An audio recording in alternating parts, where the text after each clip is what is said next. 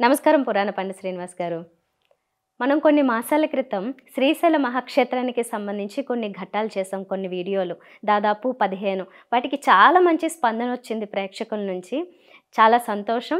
మళ్ళీ ఈ రకంగా కలవడం చాలా సంతోషంగా నేను భావిస్తూ ఒక ప్రశ్న అడగాలనుకుంటున్నా. ఒక సందేహం ఎప్పటినుంచో ఉంది. బహుశా చాలామంది అడగాలనుకున్న ఆ సందేహాన్ని తీర్చగలిగే గురువులు కూడా వారికి దొరికి ఉండకపోవచ్చు ఆ సందర్భాల్లో. సందేహం ఏంటి అంటే, వేద పాఠశాలల్లో పిల్లలు చదువుకుంటూ ఉంటారు. మామూలుగా స్కూళ్ళల్లో చదువుకునే వాళ్ళు ఒక కోర్స్ అని, లేకపోతే డిగ్రీకి ఒక కోర్సు, కొన్ని పుస్తకాలు ఇలా ఉంటాయి. కానీ వేద పాఠశాలల్లో చదువుకునే పిల్లలకి అసలు ఏ పుస్తకాలు చూసి నేర్పిస్తారు? అసలు వాళ్ళకుండే ఆ కోర్స్ ఏంటి? సిలబస్ ఏంటి? ఎంతకాలం ఉంటుంది? ఏం చదువుకుని వారు వేద పండితులుగా తయారవ్వగలుగుతుంటారు? ఈ విషయం చాలామందికి అనుమానం ఉంది. ఎలా నేర్చుకుంటారు? ఎక్కడ నేర్చుకుంటారని. ఒకసారి దీని గురించి పూర్తిగా వివరంగా కాకపోయినా కనీస అవగాహన కోసం కొన్ని విషయాలు చెప్తారని ఆశిస్తున్నాను నేను. మొట్టమొదట తల్లి, నువ్వు గురువు అనే ఒక పదం ఉపయోగించావు ఇందులో నీ ప్రశ్నలో. గురువు అనేది చాలా ఉదాత్తమైనటువంటి పదం. గురుస్థానం అనేది పరమోన్నతమైనటువంటి స్థానం. ఈవేళ గురువు అని 100కి 90 మంది తగిలించేసుకుని ఈ ఆధ్యాత్మిక రంగంలో విషయం మాత్రం మాట్లాడుతున్నా తల్లి, గుర్తుపెట్టుకో. గురువు అనే ఒక పదాన్ని ఎవరికి వాళ్ళే తగిలించుకుని వాళ్ళు గురువుల్లా చలామణి అవుతూ భగవంతుడి దృష్టిలో, కాలం దృష్టిలో ఘోరమైన అపచారం చేస్తున్నారు. ఇది నిజం, మీలో చాలామందికి తెలుస్తున్న విషయం. ఆధ్యాత్మిక వేత్త అని రాస్తారు మీడియా వాళ్ళు. అసలు వేత్త అని రాయడానికి ఎంత దమ్ముండాలమ్మా? అంటే ఆ వ్యక్తి అంతటి ప్రతిభావంతుడు కాదు, ముందు తెలుసుకోవాలి. ఒక 2 పై ఉపరితలం మీద 2 భాషా ప్రయోగాలు, 2 కథలు, 4 వ్యాఖ్యానాలు, ఉపాఖ్యానాలు చెప్పేస్తే అతడు గురువు అయిపోడు. భగవత్పాద శంకరులు, భగవద్ రామానుజులు, గురు రాఘవేంద్రులు, మధ్వాచార్యులు, ఇలాంటి వాళ్ళని మనం గురువుగా, గురు శబ్దం ఉండేది. ఇక భగవత్ సంప్రదాయంలో, దత్తాత్రేయ సంప్రదాయంలో గురు అనే పదం వేరు మళ్ళీ. సరే, ఇది ప్రక్కకు పెడితే వేదాలు అంటే శృతులు అంటాం. చాలా చాలా చాలా చాలా మంచి ప్రశ్న వేసాం మనం ఇవాళ. కానీ చెప్పడానికి అర్హత ఉన్నవాడిని కాదు నేను, కానీ తెలియవచ్చినంత తేటపరుతున్నట్లుగా చెప్తాను. యుగాలు, యుగాలు అంటే యుగాల నుండి ఇవాల్టి వరకు, అంటే నిన్న మొన్నటి వరకు వచ్చినటువంటి సాంకేతిక విప్లవాన్ని ప్రక్కకు పెడితే, సాంకేతిక విప్లవం వచ్చినా కూడా అంటే మార్కెట్లో దొరికే వస్తువు కాదు మొట్టమొదటి వేద విద్య. గుర్తుపెట్టుకోమ్మా. ఇన్ని తరాలుగా, ఇన్ని లక్షల షరతులుగా ఈ భారతదేశంలో, ఈ పవిత్ర భూమిలో గురుముఖతః 100 మంది విద్యార్థులు గురువులుగా తయారయ్యారు. వేద విద్య అనేది గురువు ఏ పుస్తకం లేకుండా చేతుల్లో కానీ, గురుముఖతః ఒక విద్యార్థిని ఒక అత్యద్భుతమైన శక్తి సంపన్నమైనటువంటి ఒక మహాత్మునిగా తీర్చిదిద్దడం వేద విద్యలో. వేద పాఠశాలకు ఎప్పుడైనా అడిగి వెళ్ళండి. తిరుమల వెంకటాచల క్షేత్రం అంటే తిరుమలలో ధర్మగిరి వేద పాఠశాలకి చూడనిస్తారు. అక్కడ పర్మిషన్ తీసుకుని ఒకసారి చూడండి. అంటే పాఠాలు జరుగుతున్నప్పుడు వెళ్ళనివ్వరు. లేదు, ఎక్కడైనా అడిగి తెలుసుకోండి. ఏంటంటే గురుముఖతః అని వేద విద్యను నేర్పుతారు. ఎందుకంటే ఎక్కడ ఒత్తి పలకాలో, ఎక్కడ దీర్ఘం పెంచాలో, ఎక్కడ వాక్య నిర్మాణం, పదప్రయోగం, శబ్ద సౌందర్యం ఎలా ఉండాలో కేవలం అలా నేర్పేది వేద విద్య మాత్రమే. చాలామంది మేము వేదం చదువుకున్నామని చెప్పేస్తున్నారు ఇటీవల కాలంలో. అది ఎంత అపచారం అంటే అంత అపచారం. అది వేదం అంతా చదువుకోవడం ఇవాల్టి ఉన్నటువంటి పరిస్థితుల్లో చాలామందికి 100కి 99% కుదరని విషయం. అలా చేయట్లేదు చాలామంది. వేదంలో కొన్ని అంశాలు క్షుణ్ణంగా తెలుసుకుంటున్న వారు కూడా ఇవాళ ఒక 80% పైచిలుకు లేరు. ఉన్నటువంటి ఆ 10% వారు మాత్రం చాలా చక్కగా వేదాధ్యయన సంపన్నులుగా తయారవడానికి కారణం గురువుకు మొట్టమొదటి గౌరవం ఇస్తారు. ఆ గురువు కోప్పడినా, గురువు ఒక్కొక్కసారి సమయానుసారం ఆయన వేద విద్య నేర్పకపోయినా కూడా గురువు ఏం చెప్తే అది విందామనే ఒక గౌరవప్రదమైనటువంటి వాతావరణంలో పెరిగిన విద్యార్థులకి ఈ వేదం వాళ్ళ హృదయానికి ఇంజెక్ట్ అవుతుందమ్మా. వేద పాఠశాలల్లో మీ ఎవరికి చాలామంది బయట నుంచి ఏదో చెప్పేస్తారు, బ్రాహ్మణులు, పురోహితులు, అర్చకులని కొన్ని విమర్శించడం చాలా ఈజీ అమ్మా. కానీ మొత్తం ఈవేళ మీరు పీజీ చదువుతున్న విద్యార్థులు లేకుంటే సాఫ్ట్వేరు వీళ్ళందరూ వెళ్ళి ఒకసారి అక్కడ నిలబడితే ప్రపంచంలో వేద పాఠశాల విద్యార్థి కష్టపడినంత కష్టం ఏ విద్యార్థి కష్టపడలేడు. ఇది నిజమో కాదో ఒకసారి పూర్తిగా తెలుసుకోండి. ఎందుకంటే తెల్లవారుజామున కొన్ని చోట్ల 3 గంటలకు నిద్రలేస్తారు. గురువు ఏం చెప్తే అది వేదంగా భావిస్తారు. అక్కడి నుంచి రాత్రి విశ్రమించే వరకు పూర్తిగా సమయపాలనతోనే జీవితం నడుస్తుంది. గురువు చెప్పినట్టే వింటారు. వాళ్ళు ఎంత పెడితే అంతే తింటారు. అన్ని విషయాల్లో మితంగానే ఉంటారు. బాగా గుర్తుపెట్టుకోమ్మా. వేద పాఠశాలలు కానీ లేదు వేద విశ్వవిద్యాలయాలు వచ్చేసాయి కొన్ని సంవత్సరాల క్రితం. అక్కడ కానీ ఒకసారి వెళ్ళి పరిశీలనగా చూడండి. మీరు జీవితంలో మీరు ఆశ్చర్యపడే సంఘటనలు వేద పాఠశాలల్లో, గురుకులాశ్రమాల్లో, అంటే ఈ వేదాది విద్యల బలాలను నేర్పేటటువంటి ఆశ్రమ పాఠశాలల్లో మీకు కనిపిస్తాయి. ఇంతటి కష్టతరమైన విద్య అనుకుంటాం.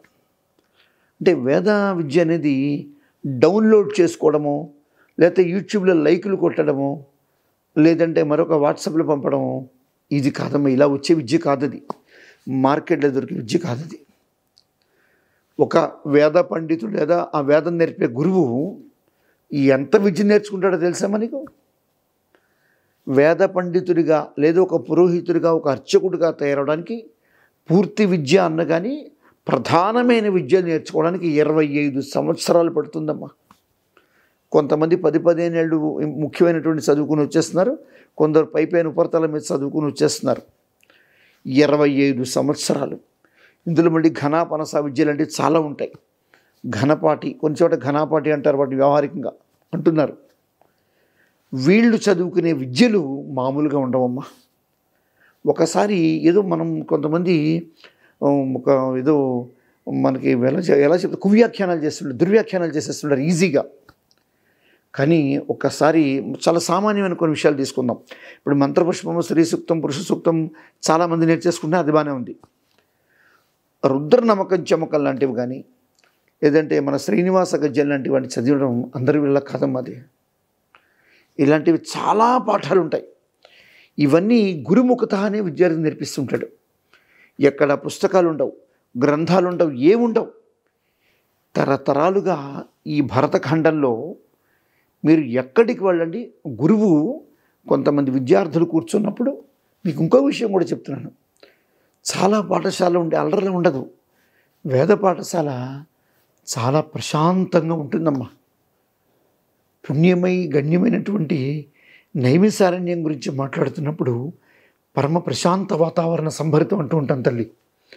అంత ప్రశాంతంగా ఉంటుంది. ఎందుకంటే వీళ్ళు ప్రధానంగా మౌనంగా ఉంటారు ఎక్కువ. ఇప్పుడు ఇటీవల కాలంలో సాంకేతిక విప్లవం వచ్చిన తర్వాత ఈ వేద పాఠశాల విద్యార్థులు కూడా కొన్ని పాఠాల కోసం పుస్తకాలు వచ్చేసాయి. ఆ పుస్తకాలు ఇప్పుడు పిల్లల కోసం కొంటున్నారు, కొంతమంది డొనేషన్గా ఇస్తున్నారు. కొన్ని వేద విద్యాలయాలు, వేద పాఠశాలలు ముద్రించుకుంటున్నాయి కూడా. ఇది వేరు. కానీ వీళ్ళకు కూడా గురుముఖత, గురువు కూర్చుని ఈ విద్య అంతా నేర్పిస్తాడు. ఇది మామూలు విద్య మాత్రం కాదు, గుర్తుపెట్టుకోమరు. మరొక ముఖ్యాంశం ఏంటంటేనమ్మా, ఈ విద్య నేర్పేటప్పుడు 6 ప్రామాణికమైన అంశాలని వీళ్ళు నేర్పిస్తారమ్మా. బలం, స్వరం, మాత్ర, సమం, సంతానం, వర్ణం. ఈ 6 ప్రామాణికమైనటువంటి సూత్రాలతోనే ఈ వేద విద్య నడుస్తుంది. అంటే ఎవరైతే ఈ మనం వేద విద్య నేర్పే గురువులు ఉంటారో వాళ్ళు వీటిని పాటిస్తారు. బాగా గుర్తుపెట్టుకోండి, వేద విద్యలో ఉచ్చారణ చాలా ప్రధానం. స్వరం, అనుస్వరం, ఉచ్చారణ చాలా ప్రధానంగా చూస్తారు. ఏదో మనం బుడబుడ శబ్దాల్లా కనుక చదివేద్దాము ఆలయాల్లో ఎక్కడ అనుకుంటే కుదరదు. ఇవాళ చాలామంది వేద విద్యని నేర్చుకోకుండా కేవలం కొన్ని సూక్తాలు, కొన్ని వ్రతాలకు సంబంధించిన నేర్చుకుని ఉపరితలం మీద భ్రమించి వచ్చేస్తున్నారు. కాబట్టి వాళ్ళ జీవితాలు అలాగా ఒక ప్రశ్నార్థకాలు ఉండిపోతున్నాయి. నేర్చుకునే విద్య అది కొంచెమైనప్పటికీ క్షుణ్ణంగా నేర్చుకోమని చెప్తాను వేదం. అలా నేర్చుకున్న వాళ్ళు చాలా అద్భుతంగా తయారవుతారు. ఎందుకంటే ఏదైతే ఇప్పుడు నేను చెప్పినటువంటి ఈ 6 ప్రామాణికమైనటువంటి సూత్రాలు ఉంటాయో వాటిని బట్టే ఎక్కడ పొడిగించాలి, ఎక్కడ ఉత్తి పలకాలి, ఎక్కడ స్వరం పెంచాలి, ఇవన్నీ వాటిలో ఉంటాయి. ఉచ్చారణ దోషం వచ్చిందా లేని పాపం వచ్చి పడుతుంది. ఇది వేదంలో ప్రధానమైన అంశం. లేదు అనుకున్నటువంటి చక్కని భాషతో చక్కని ఉచ్చారణతో కనుక సాగింది అద్భుతాలు, మహాద్భుతాలు, పరమాద్భుతాలు సిద్ధిస్తాయి. ప్రపంచంలో బాగా గుర్తుపెట్టుకోండి, సాంకేతికంగా కూడా మనిషి సాధించలేని ఎన్నో అద్భుతాలు వేదమంత్రాలు సాధిస్తాయి. ఇది ప్రపంచంలో దేశాల్లో ఉన్న కొందరు శాస్త్రజ్ఞులు కూడా భారతదేశం వచ్చినప్పుడు ఆశ్చర్యపోయి వాళ్ళు రాసినటువంటి కొన్ని విదేశీ గ్రంథాల్లో వాళ్ళు రాసినట్లు రాశారు. ఇది భారతదేశంలో మంత్రశక్తికి ఇంత ప్రాధాన్యత ఉంటుందని. వివేకానంద స్వామి వారి చికాగో ప్రసంగంలో కూడా ఒక ప్రసంగం ప్రత్యేకించి భారతదేశంలో మంత్రశాస్త్రం గురించి మాట్లాడతాడు ఆయన. అసలు వేదాల్లో ఉన్నటువంటి కొన్ని మంత్రాలని గురువులు నేర్పించే విధానం కనుక చూస్తే మనం చదువుకుంటున్నటువంటి ఈ సాఫ్ట్వేర్లు లేకుంటే ఇవో ఏ పాటి మాత్రం మనం తెలుసుకుంటాం. అంటే ఇక్కడ నేను ఎవరిని సాఫ్ట్వేర్ని లేదా మరొక పీజీ కోర్సుని నేను ఎక్కడా తగ్గించట్లా. అవి చాలా గొప్పవి, మన బ్రతుకు తెరికి అవసరమైనటువంటివి అవి. కానీ వేద విద్యలోకి వెళ్ళే కొద్దీ ఎన్ని ప్రపంచాలు తెలుస్తాయో, ఎంతటి బలాలు మహాబలాలు మన ఆవహిస్తాయో.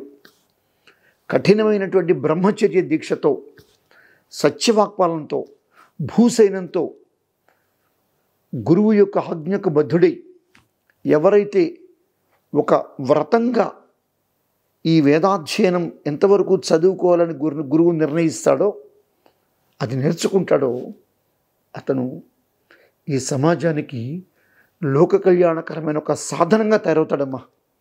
అలాంటి వాళ్ళు అక్కడక్కడ ఇంకా ఇప్పటికీ ఉన్నారు కాబట్టే మనం ఇలా ఇంత హాయిగా ఉండగలుగుతున్నాం. కాబట్టి నువ్వు అడిగినటువంటి ప్రశ్న, ఈ వేద విద్యలకి అసలు పుస్తకాలు గ్రంథాలు అనేవి లక్షల సంవత్సరాలుగా లేవు. బ్రహ్మదేవుని 4 ముఖాల్లోంచి వచ్చిందని, ఆయన చేతుల్లో కొన్ని ఉన్నాయని, ఇవన్నీ మన ఐతిహ్యాలు, పురాణ కథనాలు ఉన్నాయి. ఇవి వాస్తవాలు. కానీ భగవత్ కృపగా, భగవంతుని విశేష అనుగ్రహంతో గురువులు అందిస్తున్నటువంటి ఈ విద్యలు రాజ్యాలను కూడా కాపలా కాసేవి, శత్రువుల్ని పలాయనం చెందేవి, శత్రుఘాతక ప్రయోగాలు నశింపచేసేవి.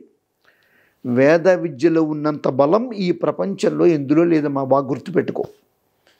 పంచభూతాత్మకమైనది వేదం. వేదం పూర్తిగా భగవత్ స్వరూపం. వైదిక శబ్దరాశి ఏదైతే నిర్ణయించిందో దానికి బద్ధుడయ్యే ఇవాళ మనందరం బ్రతుకుతున్నాం. అయితే కొన్ని సంప్రదాయాల్ని వాటిని మన పెద్ద తరాలు పాటించాయి కాబట్టి హాయిగా ఉన్నాయి. మనం వాటికి మూఢాచారాన్ని పేరు పెట్టి కొందరు కూడా సంప్రదాయవాదులు కూడా వాటిని అలా తయారు చేయడం వల్ల కూడా నిజంగా ఉండేటటువంటి వాడి గౌరవాలు కూడా పోయాయి. దానివల్ల వేద విద్యల పట్ల గౌరవం తగ్గించి, వేద విద్య గౌరవం తగ్గదు, మనం వేద విద్యను నిర్లక్ష్యం చేసుకుంటున్నాం. ఆ కారణంగా మనల్ని మనమే కోల్పోతున్నాం. వేదం లోకానికి మర్యాదను నేర్పిస్తుందమ్మా. అది వేదం అంటే. వేదాన్ని గౌరవించే చోట అద్భుతాలు జరుగుతాయి. శాంతియుత సౌఖ్యప్రద జీవనాలు ఉంటాయి. రాజ్యాలు, సామ్రాజ్యాలు, దేశాలు శ్రీ సమృద్ధంగా ఉంటాయి. ఎప్పుడూ మనిషి బలంగా, ఆరోగ్యంగా, ఆయుష్తో చక్కగా ఉంటాడు. ఆనందం, సంతోషం ఇంటి చుట్టూ అల్లుకుంటాయి. కుటుంబం మొత్తం ఒక వికసనాత్మకమైనటువంటి జీవితం గడుపుతూ ఉంటారు. అది రావాలంటే గురుకులాశ్రమాల నుంచి వచ్చేటటువంటి వేద విద్యార్థులు వాళ్ళు పఠించేటటువంటి శాంతి పాఠాలు, మంత్రపాఠాలు దేశాల్ని సంపన్నం చేస్తాయమ్మా. మొట్టమొదట వేద పాఠశాలని అవహేళన చేయకూడదు. కొన్ని వేద పాఠశాలలు అంటే ఒక 100 పాఠశాలలు ఉంటే అందులో ఒక 20-30 పాఠశాలలు కూడా ఒక వ్యాపారాత్మక కనికట్టులతో జీవిస్తున్నాయి. అలాంటివి కూడా ఘోరమైనటువంటి పతనాలంచులు కూడా చూస్తున్నాయి. కానీ చాలా వేద పాఠశాలలు చాలా అద్భుతంగా నడిపిస్తున్నారు కొందరు వ్యక్తులు. వాళ్ళకి పరిపుష్టమైన సహకారం ప్రభుత్వం అందించాలి. చాలా చాలా సమాజాలు, ఆర్థికంగా బలమైన సమాజాలు అందించాలి.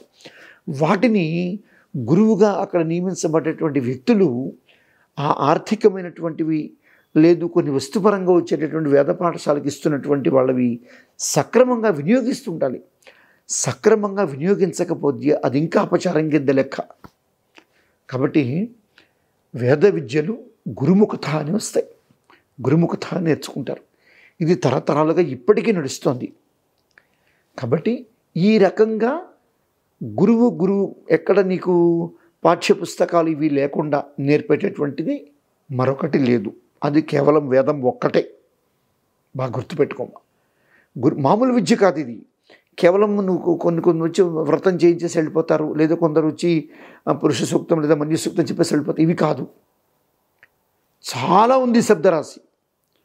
కనీసం కొంతైనా తెలుసుకునే ప్రయత్నం కనుక చేస్తే జన్మధన్యం. కాబట్టి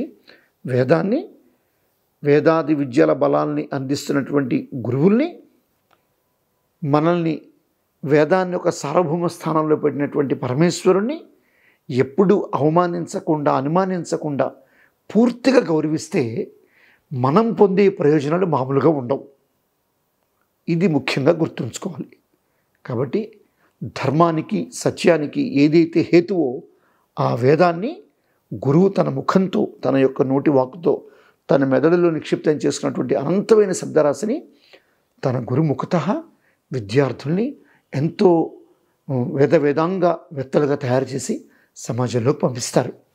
వాళ్ళని మనం కాపాడుకోవాలి. కొందరు ఇవాళ ఆధునిక సమాజంలో ఆర్థిక అవసరాల వల్ల కొందరు వాటిని ఉపయోగించుకున్నా పూర్తిగా వ్యాపారంగా ఉండకూడదు అనేది వేద నియమం. వేదాన్ని ధిక్కరించి ప్రవర్తించేవాడికి వాడు అలక్ష్మితో సంచరిస్తాడు. దారిద్ర్యాది బాధలతో జీవితం పతనమైపోతుంది. ఇది వేదమే చెబుతుంది. ఓం నమ శివాయ, ఓం నమో నారాయణాయ. చాలా ఆశ్చర్యంగా ఉందండి ఈ విషయం. ఇంతకాలం ఏదో ఒక పుస్తకాలు చూసి నేర్పిస్తూ ఉంటారని అనుకుంటూ ఉన్నారు చాలా కాలం నుంచి చాలామంది నాతో పాటు. కానీ ఈరోజు ఈ విషయం తెలిసింది. చాలామంది నాతో పాటు ఆశ్చర్యపోతూ ఉండొచ్చు. ఇలా చెప్తారు అంటే గురువులు ముఖతః కొన్ని వందల వేల సంవత్సరాల నుంచి విద్యార్థులందరినీ అలా కూర్చోబెట్టి నదీ తీర ప్రాంతాల్లో కావచ్చు, గురుకులాశ్రమాల్లో కావచ్చు, పర్ణశాలల్లో కావచ్చు, ఈ విధంగా ఇంత భక్తి శ్రద్ధలతో ఆ సంస్కృత పాఠాలు అంత కఠినమైన పరిస్థితుల్లో నేర్చుకుంటారంటే నిజంగా చాలా అద్భుతం. ఇది చాలా గొప్ప విషయం. నేర్చుకునే ఉత్సాహం ఉన్నవాళ్ళు లేకపోతే ఇష్టం ఉన్న వాళ్ళకి నిజంగా మేము కూడా నమస్కరించాలనిపిస్తుంది. ఎందుకంటే మాకు అంత అవకాశము లేదు. ఈ ప్రస్తుత ప్రపంచంలో అయితే, నాగరిక ప్రపంచంలో అంతమంది దృష్టి పెట్టట్లేదు దాని మీద. కానీ ఇది అంతరించిపోకుండా ఇంకా ఇలా కొనసాగాలి. ఈ వేద విద్య ఏదైతే ఉందో అది ఇంకా వెళ్ళాలి ప్రజల్లోకి. ఇష్టపడే వాళ్ళు దీంట్లో ఇంకొంచెం అవకాశం దొరికితే ముందుకు రావాలి అని ఈ వీడియో తర్వాత నేను మనస్ఫూర్తిగా కోరుకుంటున్నాను. మరి ఎంతమంది చూసి నిజంగా మొదలు పెడతారు అనేది ఒక ప్రశ్నార్థకమైనదే ఈ తరంలో అయితే. కానీ వచ్చే విద్యార్థులు ఉన్నారు కాబట్టి ఇంకా మనం చూస్తున్నాం కొన్ని చోట్ల వేద పాఠశాలలు ఉన్నాయి కాబట్టి అవైతే వర్ధిల్లాలని మనస్ఫూర్తిగా కోరుకుంటున్నాను. మీకు కూడా ధన్యవాదాలు.